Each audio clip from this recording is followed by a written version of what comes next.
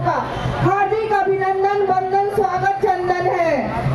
आज बहुत खुशी की बात है कि आज हमारे कानू हलवाई बैस समाज एकजुटता के साथ आगे आए हुए हैं। इसलिए आप सभी हाथ ऊपर करके अपने कुल देवता का मैं जयकारा लगाऊंगी, आप लोग भी लगाइएगा।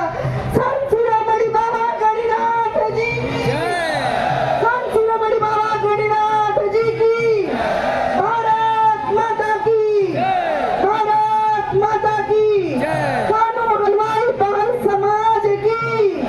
बंसी चाचा अमर है, बंसी चाचा अमर है।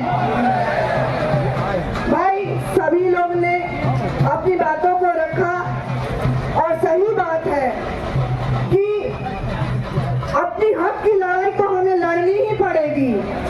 3% हक से हमें कुछ नहीं मिलने जाने वाला है भाइयों।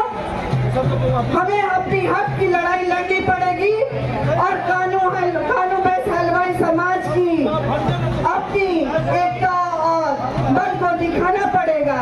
जैसे हमारे बड़े भाई श्री केदार प्रसाद गुप्ता जी मंत्री है, वैसे हम चाहेंगे कि हमारे पूरे जिले से एक एक निकलकर हमारे बहन भाई कम से कम विधानसभा लोकसभा में अपनी सीट जाहिर कराए। महिलाओं को 33% आरक्षण मिला है, लेकिन अगर कानू समाज में देखा जाए तो एक भी महिला का कोई भी अधिकार नहीं है। मैं चाहूंगी इस मंच के माध्यम से कि अभी लोग विधानसभा का चुनाव में हम सभी महिलाओं को भागीदारी मिले। भाइयों मैं ज्यादा कुछ नहीं कहूंगी क्योंकि समय बहुत कम है, सभी को बहुत कुछ बोलना है। अपनी बात को विराम देते हुए मैं एक शब्द बोलूंगी। अटल जी ने कहा था भारत कोई भूमि का टुकड़ा नहीं है। अटल जी ने कहा था भारत कोई भूमि का टुकड़ा नहीं है, ये राष्ट्र पुरुष है। अटल जी ने कहा था ये वंदन की धरती है, अभिनंदन की धरती है, ये अर्पण की धरती है, ये तर्पण की धरती है।